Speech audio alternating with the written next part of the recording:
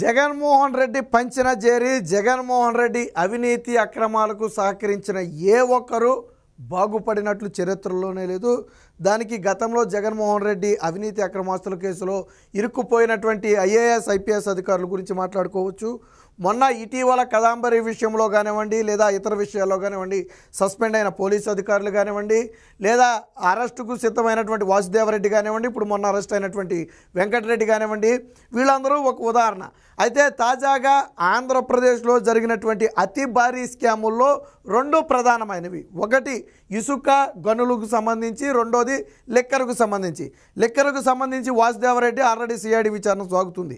ఇక అలాగే గనుల శాఖకు ఎండీగా ఉండి కర్త కర్మ క్రియగా వ్యవహరించినటువంటి ఆ వెంకటరెడ్డిని అయితే పోలీసులు అరెస్టు చేశారు. దాదాపుగా 3 నెలల తర్వాత వాస్తవానికి పరారీలో ఉన్నటువంటి వెంకటరెడ్డి మీద పూర్తి స్థాయిలో నిఘా పెట్టి హైదరాబాద్ వచ్చిన సమయంలో అరెస్ట్ అయితే చేయడం జరిగింది. కోర్టు రిమాండ్ కూడా ఇచ్చారు. ప్రస్తుతానికి ఆ ఏసీబీ కస్టడీలో ఉన్న ఆ సిఐడి కస్టడీలోనూ ఆయన అయితే ఉన్నాడు. అయితే ఇప్పుడు వెంకటరెడ్డి బాధపడుతున్నాడంట. ఏమని? నన్ను ఒక బలి పశువుని చేశారని మనం పదాలు వింటాం. బకరా అనే పదం కానీ ఆ బలి పశువు అనే పదాలు మనం వింటాం. బకరా అంటే కొద్దిగా చిన్న పదం, బలి పశువు అంటే బకరాకు మించిన పదం. సో అంతకు మించి ఇంకో పదం కూడా ఉంది, బేర్ అంటే ఎలుగుబంటి. సో ఎలుగుబంటి బేర్ అంటే అంత ఎలుగుబంటి కూడా దారుణంగా మోసపోద్ది. అది ఎలా మోసపోద్ది అనేది చిన్న కథ ఉంది, ఒక న్యూస్ ఆర్టికల్ వచ్చింది, నేను చెప్తా. సో అలాగే నన్ను మార్చేశారని స్వయంగా వెంకటరెడ్డి చెప్తున్నాడట. వాస్తవానికి నా స్థాయికి 850 కోట్ల రూపాయలకు ఎన్ఓసి ఇచ్చే స్థాయి నాది కాదు, అంత అర్హత కూడా నాకు లేదు. రేపొద్దున ఏదైనా వస్తే ఇబ్బంది పడతానని నాకు తెలుసు. కానీ నాకు ఒక ఎరలాగా వాడుకున్నారు. నన్ను ముందు పెట్టి అన్నీ నాతోనే చేయిస్తున్నట్టుగా నాతో చేయించి ఈరోజు అసలు వాళ్ళు తప్పుకుపోయారు, నేను బలిపశువునైపోయాను. నా స్థాయికి 850 కోట్ల రూపాయలు ఎన్ఓసి ఇచ్చే స్థాయి నాది కానే కాదు అని చెప్పి వెంకటరెడ్డి తీవ్ర ఆవేదన చెందారంట. ఒక రకంగా ఏంటంటే 3 రోజుల కస్టడీలో వెంకటరెడ్డి అప్రూవర్గా మారి ఉన్నది మొత్తం చెబుతాడా అనే అనుమానం కూడా కలుగుతుంది. నిజంగా వెంకటరెడ్డి అప్రూవర్గా మారితే అది మొదటగా చుట్టుకునేది జగన్మోహన్ రెడ్డి మెడకే. ఆ తర్వాత అందులో ఇన్వాల్వ్ అయినా అందరికీ కూడా చుట్టుకుంటుంది అనుకుంటే అది వేరే విషయం. సో వెంకటరెడ్డి ఈరోజు తీవ్రంగా బాధపడుతూ తనను అరెస్టు చేసి కోర్టులో హాజరుపరిచి తీసుకొచ్చున్న సమయంలో కొంతమంది ఉంటారు కదా, తన సన్నిహితులు వాళ్ళు ఫ్యామిలీనో వెళ్తారు కదా, వాళ్ళ దగ్గర బాధపడ్డాడట. ఏమని? నన్ను బలి పశువుని చేశారు, అసలు వాళ్ళు ఎవరు, కనీసం ఈరోజు నాకు సపోర్ట్ కూడా రావటం లేదు, నా పాడాన నన్ను వదిలేశారు పూర్తిగా. మరి అంతే కదా, జగన్మోహన్ రెడ్డి నైజం ఏంటి? వాడుకుని వదిలేయటం. నువ్వు అరెస్ట్ అయితే వచ్చి కాపాడటం ఆయన నైజం కాదు. ఆయన తప్పు చేయమన్నా నువ్వు చేసావు, నీ కర్మ నువ్వు అనుభవించి అంతే. ఆయన దగ్గరికి వెళ్ళింది అనుకో, అప్పుడు చూసుకుంటాడు ఆయన ఎలా తప్పించుకోవాలో ఆయనకు తెలుసు. బెంగళూరులో మకాం పెట్టింది ఎందుకు? కూతురే పెట్టాడు బెంగళూరులో మకాం. ఎందుకు పెట్టాడు? ఇలాంటి కేసుల నుంచి ఎలా తప్పించుకోవాలి, ఎలా నాకు సంబంధం లేదని చెప్పాలి. దానికోసమే కదా జగన్మోహన్ రెడ్డి బెంగళూరులో ఉంటున్నాడు, ఇక్కడ రాకుండా ఆంధ్రాలోకి. సరే, అదంతా వేరే విషయం. కానీ ఈరోజు వెంకటరెడ్డి ఒక్కడే కాదు, రేపటి రోజున ఇలాంటి అధికారులు, ఇప్పుడు ఐపీఎస్ అధికారులు ఉన్నారు, వాళ్ళు కూడా అదే బాధపడుతున్నారట. ఆ రోజు కదాంబరి వ్యవహారంలో ఫర్ ఎగ్జాంపుల్ 3 ఐపీఎస్లు సస్పెండ్ అయ్యారు జత్వానీ కేసులో. వాళ్ళు కూడా అదే బాధపడుతున్నారంట. ఆ రోజు అసలు మేమెందుకు చేయాలి ఇది, మేమెందుకు నెత్తి నేర్చుకోవాలి, అసలు వాళ్ళు బాగానే ఉన్నారు, మేము బలైపోయాం. మా ఐపీఎస్ అంటే చిన్న విషయమా, మామూలు విషయమా అఖిల భారత సర్వీస్ అధికారులకి? సో మేము ఈరోజు నేషనల్ వైడ్ అబాసు పాలయ్యాం, మా కెరీర్కి కూడా ఇది తీవ్ర నష్టం జరుగుద్ది అని చెప్పి వాళ్ళు బాధపడుతున్నారంట. సో జగన్మోహన్ రెడ్డి జమానాలో ఆయనకి సహకరించిన అందరూ కూడా బాధపడాలి. పోనీ వీళ్ళు ఏమైనా లాభం పొందారా అంటే తులమో పొలమో పొందుంటారు తప్ప పెద్దగా వీళ్ళకి ఒరిగేది కూడా ఏముండదు. ఎందుకంటే మొత్తం కూడా వెళ్ళాల్సిన చోటుకి వెళ్ళద్దే, వీళ్ళే దాన్ని పంపుతారు. ఆ రోజు ఏమన్నా ₹1 వస్తే వచ్చి ఉండొచ్చు. సో దీనికి సంబంధించి వెంకటరెడ్డి ఎలా బాధపడుతున్నాడు, ఏమంటున్నాడు అనే దానికి సంబంధించి ఒక కథనం అయితే వచ్చింది, ఒకసారి చూద్దాం. గనుల గనుడు బేర్ బలైపోయానని వాపోతున్న ఆ గనుల వెంకటరెడ్డి బేసిక్గా ఈ బేర్ అనే పదాన్ని అంటే మీకు దాని కథ మీకు తెలిసి ఉండదు. ఇక్కడ చూడండి, బకరా అనేది బాగా విన్న పదం, బలిపశువు అంటే బకరా కంటే కొద్దిగా ఎక్కువ స్థాయి. పోలార్ బేర్ అంటే ధ్రువపు ఎలుగుబంటి అని దాని అర్థం. పోలార్ బేర్ అంటే ధ్రువపు ఎలుగుబంటి అని అర్థం. బకరా బలి పశువుకు మించిన బాధితుడు ఎవరైనా ఉంటే వారిని పోలార్ బేర్తో పోల్చవచ్చు. ఇప్పుడు ఈ పదాన్ని ఎవరు వాడారంటే వెంకటరెడ్డే వాడాడు.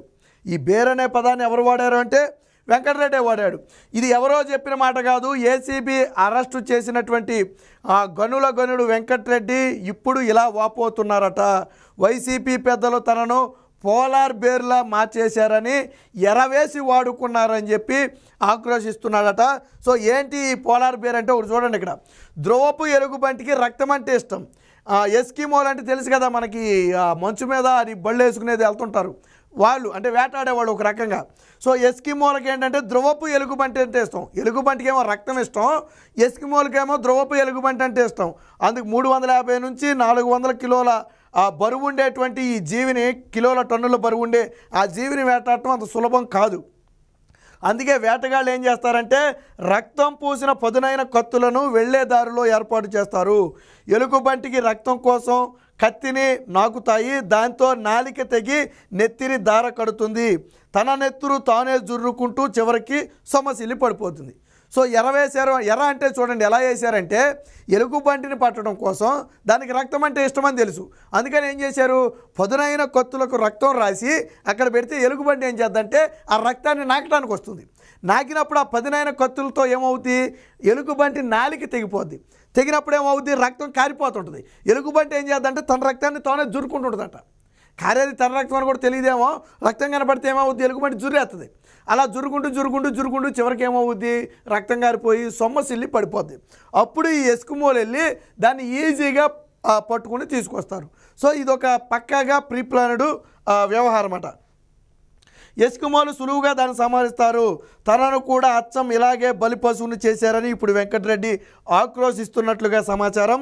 వెరసి వైసీపీ పెద్దల చేతిలో తాను బలైపోయానని, మొత్తం వ్యవహారంలో పాత్రధారిని మాత్రమేనని, సూత్రధారులు వేరే ఉన్నారని చెప్పినట్లుగా తెలిసింది.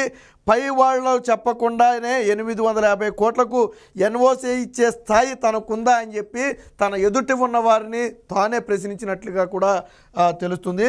సో డిప్యూటేషన్పై వచ్చి పోలార్ బేర్లా ఇరుక్కుపోయా, 850 కోట్లకు ఎన్ఓసీ ఇచ్చే స్థాయి నాకుందా, సూత్రధారులు వేరే ఉన్నారని పరోక్షంగా వెల్లడి. నేటి నుంచి 3 రోజులు ఏసీబీ కస్టడీకి. చేతులు మారిన సొమ్ములో ఎవరి వాటా ఎంత, ఎవరి ఆదేశాల మేరకు ఇసుకలో ఒప్పందం జరిగింది, ఎవరు చెప్పారని ఎన్ఓసీ ఇచ్చారు వంటి కీలక ప్రశ్నలు అయితే ఏసీబీ సిద్ధం చేసింది. సో ఈ 3 రోజులు కూడా వెంకటరెడ్డిని ప్రశ్నల వర్షం కురిపించబోతుంది. అయితే ఈ సమయంలోనే వెంకటరెడ్డి అప్రూవర్గా మారే అవకాశం ఉందని తన మాటలను బట్టి అర్థమవుతుంది. ఎందుకంటే నేను బలిపశువుని అయిపోయాను, కేవలం నేను పాత్రధారిని మాత్రమే, అంటే వాళ్ళు చెప్పింది చేసిన వ్యక్తిని మాత్రమే, కానీ దీని కర్త కర్మ క్రియా సూత్రధారులు వేరే ఉన్నారు, తెర వెనక ఉండి నడిపించారు. సో వాళ్ళంతా సేఫ్గానే ఉన్నారు, నేను దొరికిపోయా అని తాను ఆవేదన చెందుతున్నాడు. అంటే ఇప్పుడు ఎవరు చేయమంటే చేశారు, ఎవరెవరికి ఎంత వాటా వెళ్ళింది, ఎలాంటి లొసుకులను ఉపయోగించుకున్నారు, దీనిలో రాజకీయంగా ఎవరెవరు ఇన్వాల్వ్ అయి ఉన్నారు, ఇలాంటి అనేక విషయాలను ఇప్పుడు ఏసీబీ రాబట్టే ప్రయత్నం చేస్తుంది. అలాగన రాబడితే మొదటగా దొరికిపోయేది జగన్మోహన్ రెడ్డి.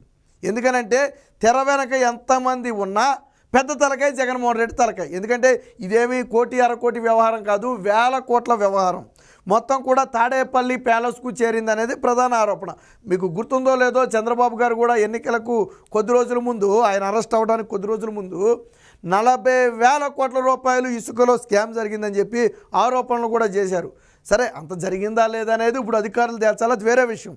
అంటే అంత భారీ స్థాయిలో స్కామ్ జరగడానికి అవకాశం ఉన్నటువంటి అంశం. టెండర్లన్నీ కూడా వాళ్ళకి కావాల్సిన వాళ్ళకి ఇచ్చుకున్నారు. నిబంధనలు అంటే వారు టెండర్ పడటానికి అర్హత లేకపోయినా నిబంధనలు మార్చి వారికి అర్హత కల్పించారు. తర్వాత ఖజానాకు పోని ఒప్పందం చేసుకున్న సొమ్ములు మొత్తం ఖజానాకు రాబట్టారా అంటే అక్కడ కూడా మోసమే. ఫర్ ఎగ్జాంపుల్ జేపీ వెంచర్స్ ఉంది, దాంతో ఏడాదికి 2 ఏళ్లకు ఒక 2,500 కోట్ల రూపాయలకు ప్రభుత్వం ఒప్పందం చేసుకుని కాంట్రాక్ట్ ఇచ్చిందనుకోండి, ఆడు తిరిగి ఇచ్చింది 1000 కోట్లు కూడా ఉండదు. మిగిలింది ఈ సొమ్ము ఎందుకు ఇవ్వలేదురా నాయన అంటే, నేను జగనన్న కాలనీలకు ఇసుకిచ్చా, లేదా నేను నాడు నేడు పనులకు ఇసుకిచ్చా, లేదా ప్రభుత్వ కార్యాలయ నిర్మాణానికి నేను ఇసుకిచ్చా, ఆ ఇసుక్కి 1,500 కోట్లు అయింది, నేను మిగిలింది నేను ఇచ్చా. ఇలాగ అంటే అసలు సొమ్ము కూడా ఖజానాకు రాల. ఈ విధంగా జగన్మోహన్ రెడ్డి భారీ అవినీతికి పాల్పడ్డాడు. అయితే దీనికి అన్ని అనుమతులు ఇచ్చినటువంటి వ్యక్తి వెంకటరెడ్డి. ఇప్పుడు చెప్తున్నాడు చూడండి, 850 కోట్ల రూపాయలకి ఎన్ఓసీ ఇచ్చే స్థాయి నాది కాదు.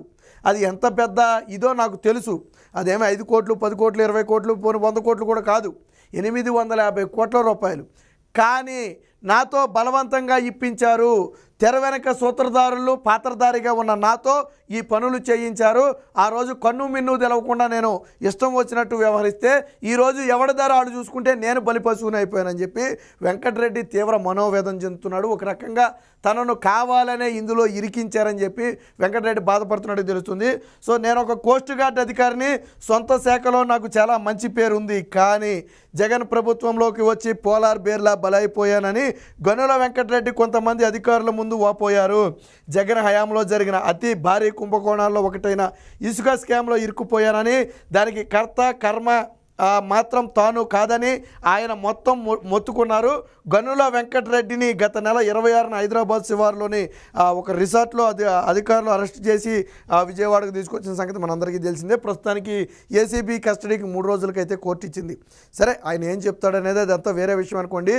బట్ అంటే నన్ను బలిపశువుని చేశారనే ఫీలింగు ఈరోజు వెంకటరెడ్డిలో వచ్చింది. ఖచ్చితంగా వెంకటరెడ్డి అప్రూవర్గా మారి ఉన్న వాస్తవాలను కక్కితే జగన్మోహన్ రెడ్డి మెడకు ఇసుక స్కామ్ చుట్టుకోవడం ఖాయం, ఇతర వైసీపీ నేతల మెడకు ఇసుక స్కామ్ చుట్టుకోవడం ఖాయం అని చెప్పి బలంగా ఆ ప్రజల్లో భావన ఉంది.